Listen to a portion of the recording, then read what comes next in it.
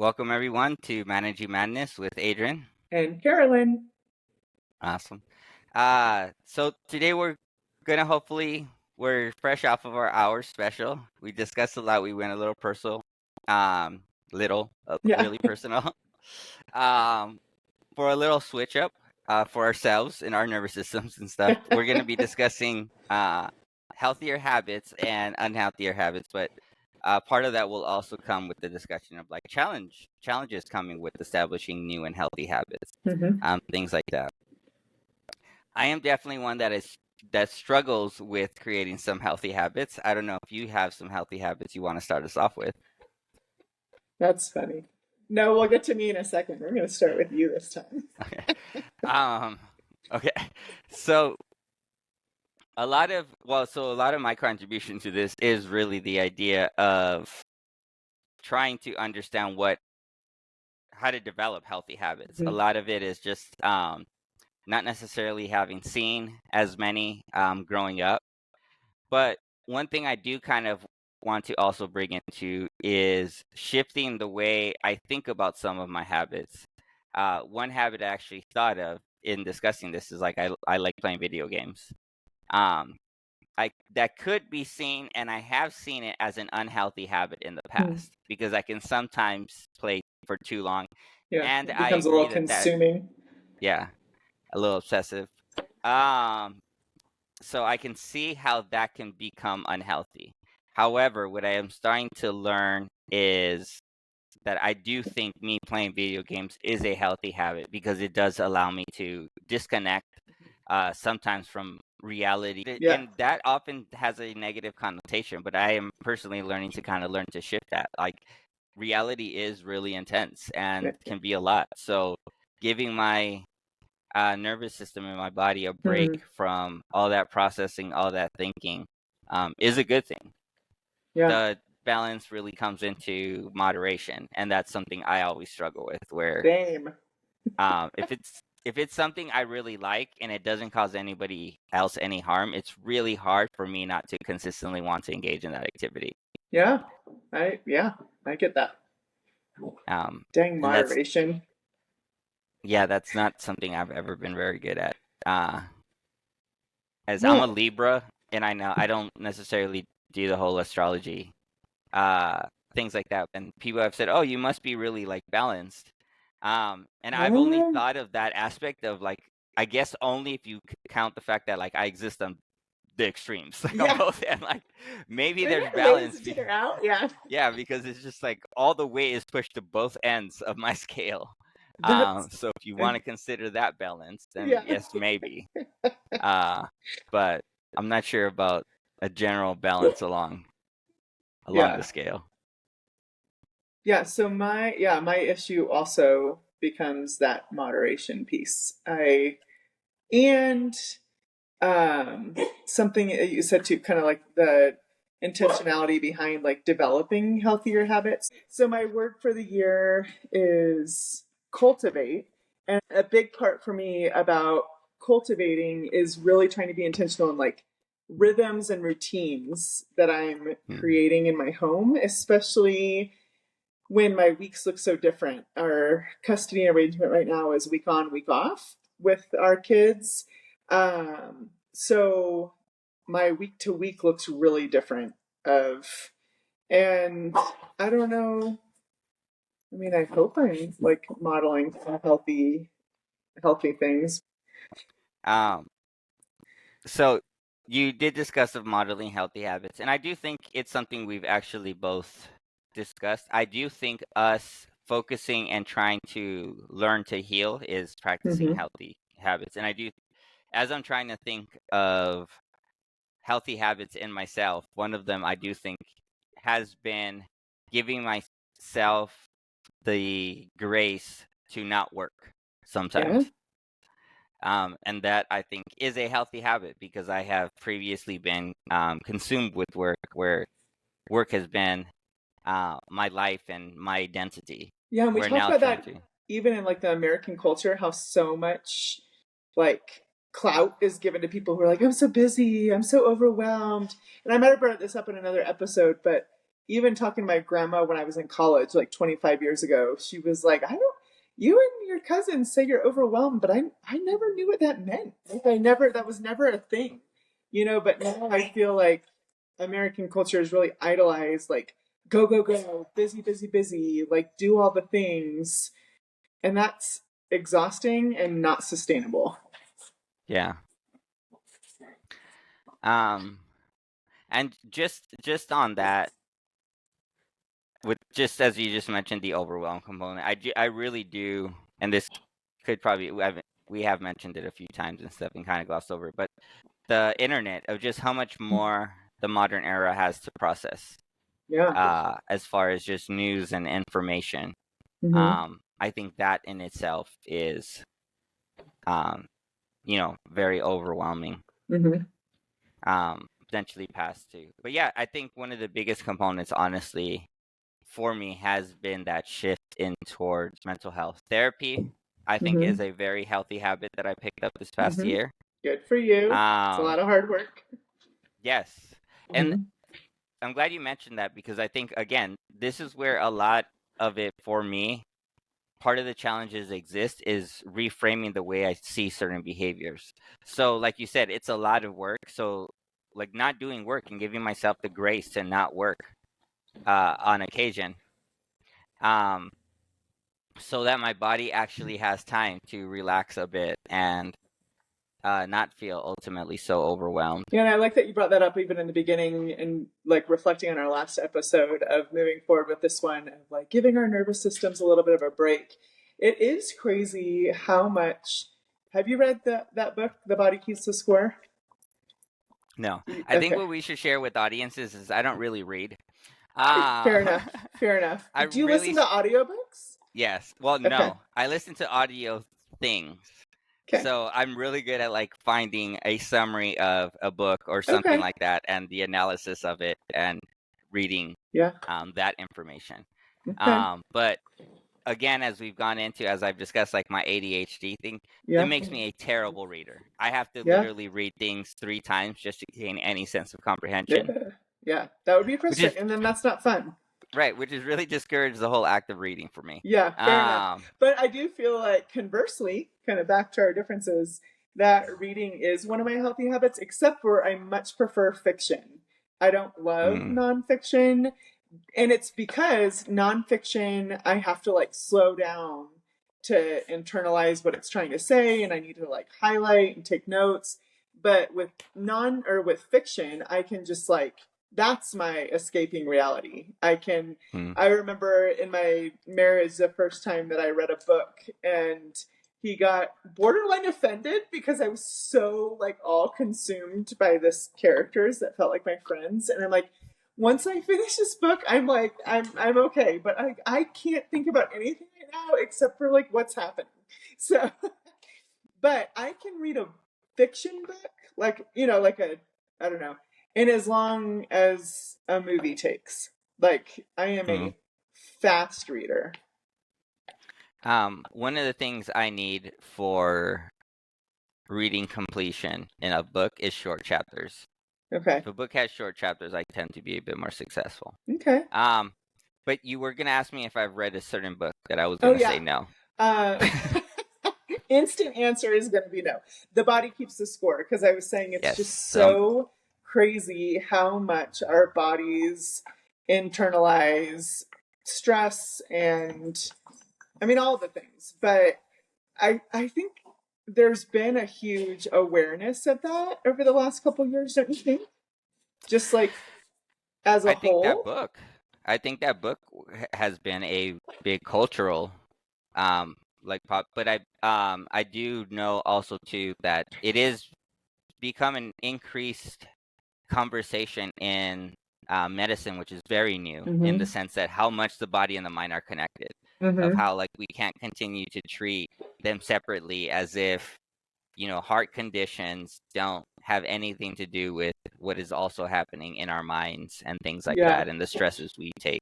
Yeah, that made me think of two things. One is my former mother in law is a counselor, and even in the mental health world, one of the big things they're focusing on is the amount of sleep that people get.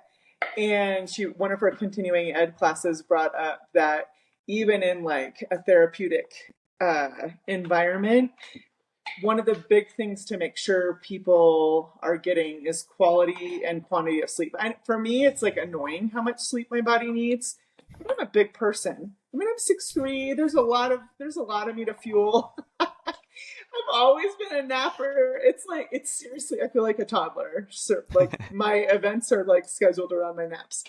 Um, but then also, I've been going to this chiropractor whose approach is very like holistic, a lot more rooted in like Eastern medicine. And when we were talking about it, I don't know if I mentioned this here or if we were just talking about it.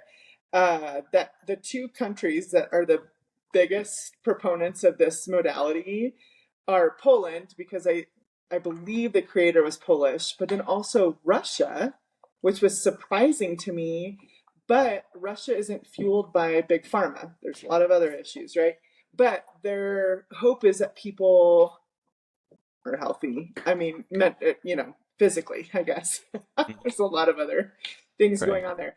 But so that's why he was saying this kind of practice will never totally take off in America because of big pharma. So that's a whole nother thing. But like the root of a society that's based on consumerism and capitalism, like, is health and wellness really our ultimate goal? I think we're becoming Oh more no, aware of not at all. this. Yeah. Like, I think people in general are, but anyways. Um, and this, so I am very inspired by the youth. Mm-hmm. And I think part of that, as I mentioned, to me it's more of a youth movement of youth bringing that more to the forefront of mental health Mm-hmm. needs to be part of this equation in our lives. Yeah. And I think part of it is seeing like a lot of us be miserable in a Yeah. lot of capacities where Yeah. like why would you want to be that adult when they look so unhappy? I know. And Uh, I think that is a huge generational shift with people our age, is like our parents were the first ones that really had like the possibility or the potential or whatever of having both parents work outside of the home. I know it wasn't everybody's experience, but I know for me, like both my parents worked outside the home, where if you looked at their parents, so my grandparents, their generation was very much, and again, we're a Eurocentric nation. My heritage is all Europe. I'm like a European mutt, basically. So I know we probably also have some differing experiences with this. But my grandparents were very much of the generation where like the men worked, the women stayed at home and were homemakers. But my grandparents all had degrees. I mean, my grandma's was in home ec, but so is my cousin's, and she's a teacher and has done that for decades. So I think we're kind of, there was just this, all that to say, I feel like there's been this huge shift of 2 generations ago.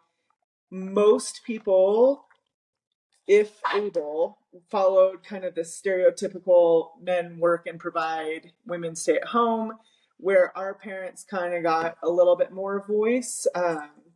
At least those that had some like access financially, and probably more in the white community at large. But now like it's very common with our age people raising families for both to be working outside the home, and it's exhausting. Like, to have all these expectations. I mean, I'm sure you've probably seen this too, so many things on like working moms where you're still fully expected to be the present maternal caretaking organizer of the home, but then you also have an equal responsibility of financial contributions. And I think I've mentioned before the book Fair Play, for me, was so eye opening. I wish I had the exact logistic statistics, but they talked about how when men get married, they tend to have like 6 hours of outside of like work hours less a week of things to do, where women end up assuming like 12 hours more work when they get married. And this was studies of mostly or maybe even all heterosexual marriages, but how how much more falls on a woman than a man. So it gets into our whole patriarchy thing. We're trying to keep this lighter and I just Yeah, can't. that's what I was trying to. I was questioning how deeper I wanted because so and that and too, I definitely am the one who carry the privilege and the patriarchy side. But I was wondering too, yeah, how much more challenging I would see that for mothers specifically of trying to find healthy habits when society will also shame women for not being that 100% mother all the 100% of the time and all of that. Mm-hmm. Um, and how that must create, yeah, a challenging dynamic, and additional challenges in even trying to find healthy habits because there potential social guilt Yeah. being applied.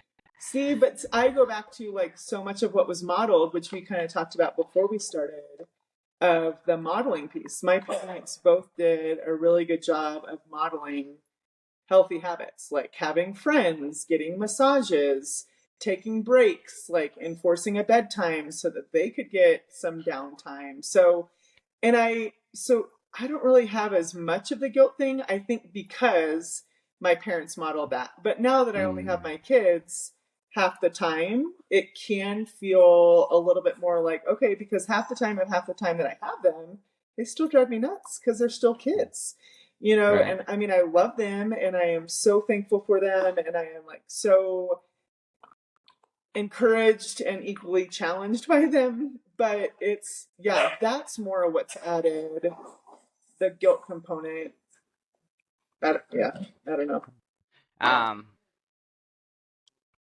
but I think that connects to the sense where often, yeah, we have supernatural expectations of mothers. Mm-hmm. Where I believe it's just until recently where,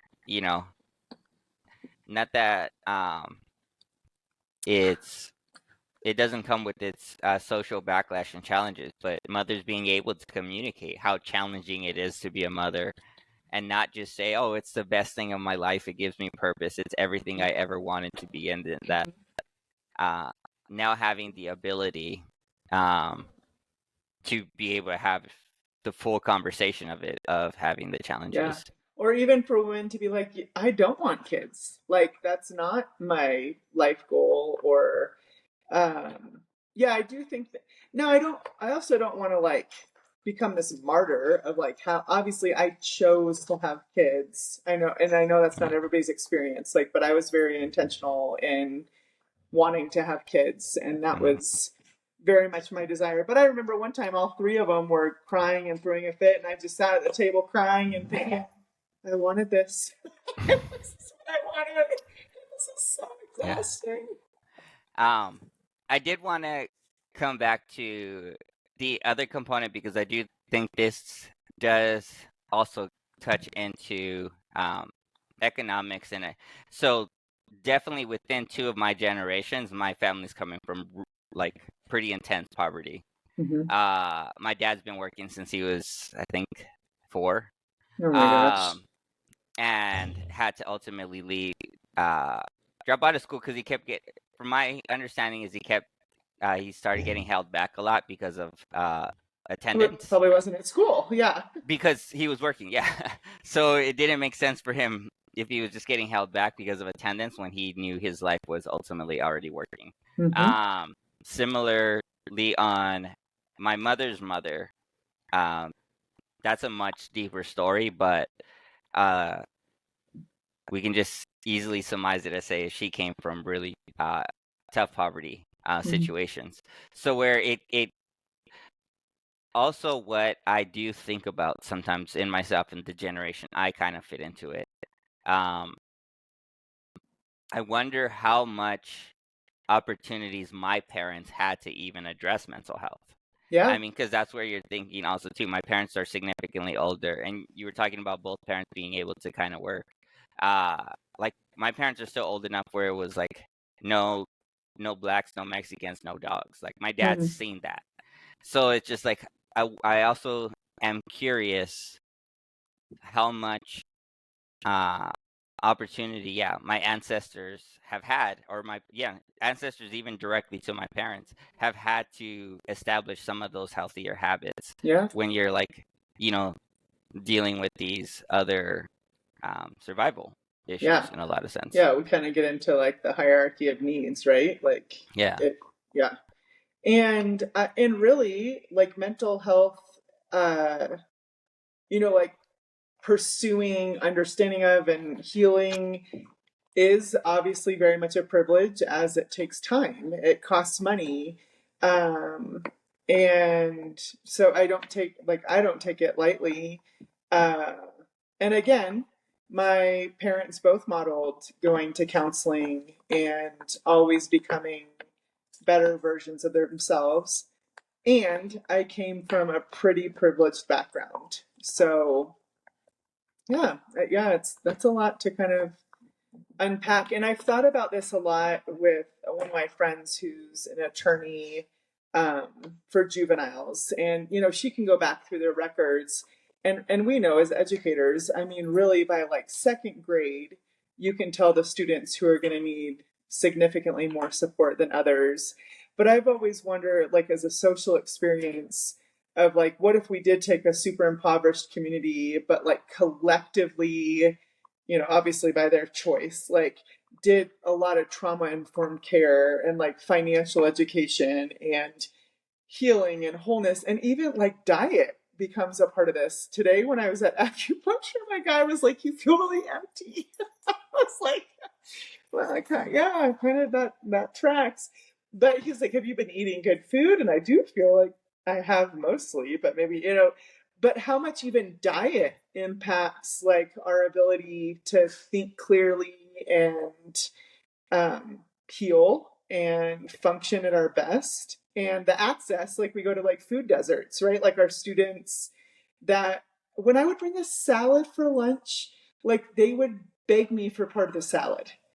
And I'm like, this, yeah, I mean, But yeah, it talks about, and that part of that, I just think about myself. I still live in ultimately kind of the hood, and a lot of my, even though I know I should eat healthier, I eat same. as a means of survival and Yeah, convenience. I yep. don't, and that's why as we were thinking, like Not just like as we started nourishment. this, right, not nourishment. I'm thinking of what's gonna fill me up, what's gonna be inexpensive. I Fast. gotta admit, yeah, a lot of my diet consists of pizza. I Yep. really love pizza. Always have. I love Yeah, pizza too. yeah. Um, Throw some spinach on so it. but see, that's what I used to do better about, and like I don't. And those are like the healthier habits I do kind of want to bring back. Where Mm-hmm. also not doing pieces, like you said, like I can add a little bit of something to my pizza to make it a little bit healthier. I don't have to go all no pizza, only salads. I don't have to go to the extremes, which Right. is how I tend to do things. And view And things. Yeah. yeah, So then it's like, well, if I'm not going to do it really well, I might as well not do it at all. yeah. Let me And just order my giant milkshake. right. And can I have dessert? Thank you. Yeah. Uh where it is definitely that too, where even understanding I do want to decrease my sugar consumption. But it's like, yeah, if I go somewhere and there's like dessert, I will be tempted if it's free, Yeah. especially, like that's where it's Yeah, also too right? like my eating, all healthy eating will go out the door if it's free. Like access. Yeah. um so going into one of the things I do think, and this is where also too discussing what is healthy when health is unhealthy, I think is also very personal. Mm-hmm. Because one thing that I think is healthy has been healthy for me that I don't necessarily think needs to be done for everyone is I've really decreased like my alcohol consumption, Mm-hmm. just because, like, especially now being over 40, I definitely feel like I feel it more. Hmm. Part of that might be my tolerance because I do it so little. But just like kind of that used to be a very unhealthy habit for me. That Yeah. used to be a Well, coping and for mechanism. someone who does struggle with mental health and depression, to then add like a consistent depressant to your diet probably isn't Yeah. the And best. I always considered it kind of my sad and mad drug because Hmm. alcohol would allow me to justify my sadness and anger. Hmm. I also felt it would allow me to justify certain behaviors that wouldn't be, appropriate if sober, but I could Hmm. pull them off if I was, Well, uh, tipsy. yeah. And a lot of the times too, and that's why, in being honest, I wasn't necessarily always tipsy. I just Hmm. Had gave off that to, the yeah, I had gave an off the image that excuse. I was. I always Yeah. held the alcohol in my hand. Yeah. May have not been drinking as much of it as people thought, but I'd have it to as like an So you excusable could, behavior. yeah. Yeah, Hmm. that's kind of, and I kind of like the irony since I mentioned before my dad got sober before I was 6 and never relapsed, and there's just family history of addiction and alcoholism. But since my dad died, I have definitely incorporated a bad habit of drinking way more than I have in my life. Um, and yeah, it is kind of like an escape. So recognizing that and saying like, okay, like for me, I can overall handle my alcohol consumption, but what's my intention? Like Hmm. if it's like a social thing or if it's like celebratory or just, but if it's to escape, then I probably need to like take a step back and go on a walk or do some, drink some water. Right. Yeah, some like healthier habits. Call a friend, even. I mean, to journal. I mean, some healthy habits that I've not gotten in the consistent routine of doing, but sound really good. Yeah. But I think what I'm glad how you were to hear you say kind of the way you described it, in the sense that it's okay though that you drink somewhere. It's just like the idea of trying to find some sort of moderation, Hmm. Hmm. versus this idea that like, oh no, like this is completely bad. I need to like understand that it's okay. Yeah, You have the control over it.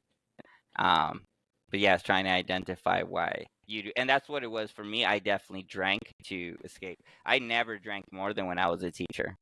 yeah. Teaching was by Oh, far the time I drank. yeah. I mean, I think we Absolutely. even talked about in our first or second episode and kind of like minimizing Yeah. alcoholism, but we do not at all. So if that is something that you don't feel like you have control over or are constantly using it as a escape, we really do hope that you're able to find a community, find a sense of a higher power, or something to get the help that you need because it is hard. I mean, addiction is real and true, and so I mean, although we're talking about it now, we're definitely not minimizing the Right. hold it can definitely have on people. So, Definitely. Um, and that's where again, it's and just as I was thinking about that, thank you for, you know, um, mentioning just what you just mentioned, but of how, yeah, healthy habits aren't necessarily what is in commercials or being advertised. hmm. Just even thinking about how much alcohol is advertised to us. Hmm. And it's advertised specifically as like that good time, that Hmm. release, all of those things. Um, and how challenging that would be, yeah, to establish healthy habits when all of these unhealthy habits, potential unhealthy habits, are being brought. Yeah. I do think it's been really cool to watch how much more awareness. I think this kind of goes hand in hand what we're talking about is like the mental health piece, but also people recognizing like how much alcohol has negatively impacted people. Even I have a friend of mine in the education world who's been sober now for several years and talking about how much in like motherhood, it's like I can't wait to get home and like have a glass of wine and like unwind, where it's just very much like, what's it called? Like, not commonalized, like just Normalized, normalized, caramelized. commonalized. I swear, Okay. common, normal. Okay. I see where my brain went. Um, anyways, normalized. and almost downplayed, right? Of like, yeah, of course you drink at night. You're a mom. And it's like, except for if you can't handle that. Um, but all that to say, I feel like there's so many more like mocktails available. You know, there's a lot of, I mean, at any restaurant, like fine dining restaurant, or, you know, you can go and, um, there's like really yummy mocktails available. So I think there is becoming a movement to understand that like we don't have to have alcohol to have a good time, you know? What a lot of that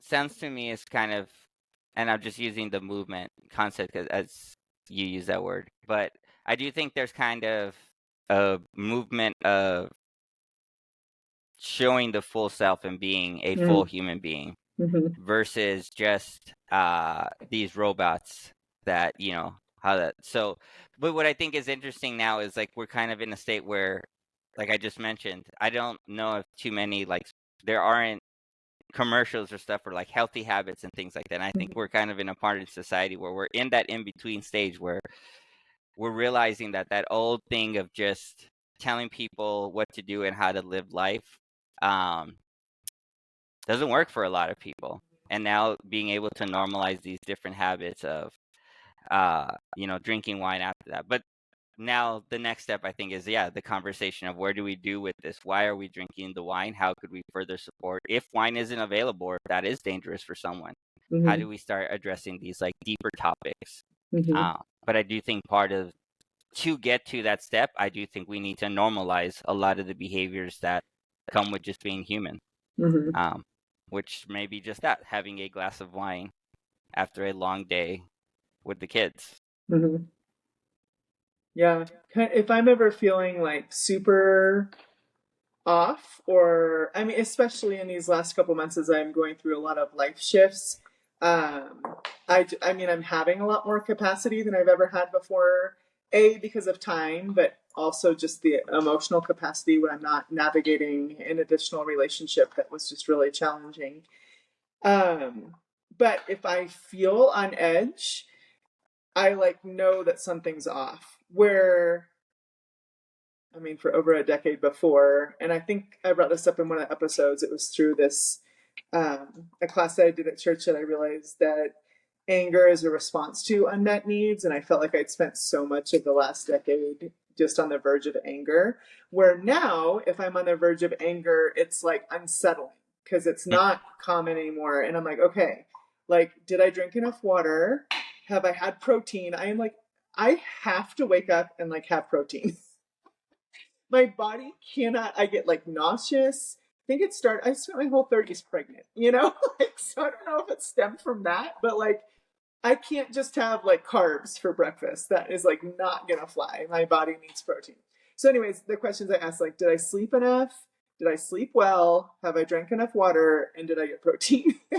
And if the answer to any of those is no, I can like probably figure out why I'm feeling a little tense.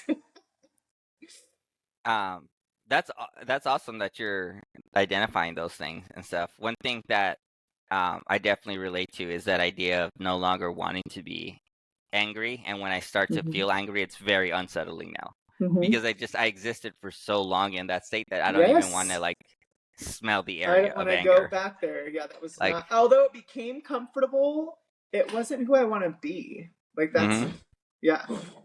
I mean, right. what's familiar becomes comfortable. So I get that. But now that I've had some time away to not feel on like the borderline rage piece, it is like so refreshing. I do feel like life was easier as I was just kind of going through the motions, Yeah. because you don't allow yourself to feel, or, you know, so Well, that part. I think, and as you say that, and this is something I always like wrestle with too.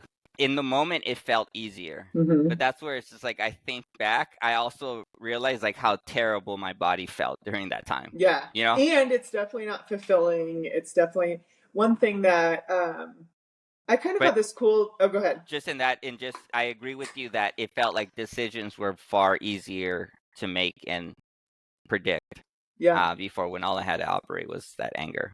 Yeah. but is it fulfilling? Is it sustainable? Is it inspiring?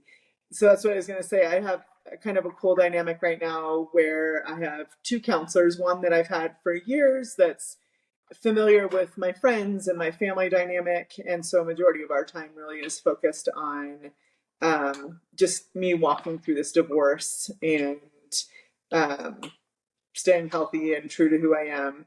Where another counselor that I have is kind of, our intention is focusing on like what's next. So one of the questions she kind of always brings me back to is like, what decisions do I need to make to live an inspiring life? You know, like, and I mean, for me, an easy way to consider that is like, what am I modeling to my kids? But I think for anybody, even as someone who doesn't have kids, is like, am I living a life that feels like energizing and inspiring? And obviously, it's not going to be like that all the time.